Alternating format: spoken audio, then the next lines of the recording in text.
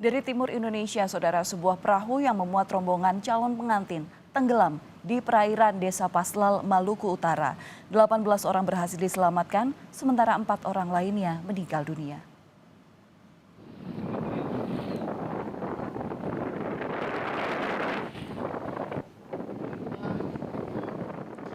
Perahu bertolak dari Desa Buya sekitar pukul 18 waktu Indonesia Timur dengan tujuan kota Sanana.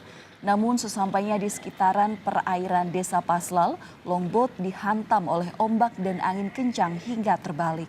Dari total 22 korban, 18 orang dinyatakan selamat, sementara 4 orang termasuk anak 7 tahun meninggal dunia.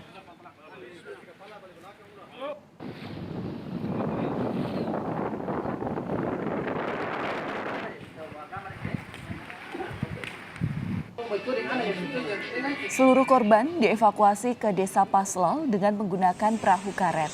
Tim SAR gabungan kemudian tiba di Desa Paslal dengan membawa seluruh korban ke rumah sakit daerah Sanana. Dan tim langsung melaksanakan evakuasi dan pencarian terhadap korban tersebut. Dan diketemukan korban sebanyak 18 orang dalam keadaan selamat dan 4 orang dalam keadaan meninggal. Setelah itu korban 4 orang meninggal itu dievakuasi menuju ke rumah sakit terdekat.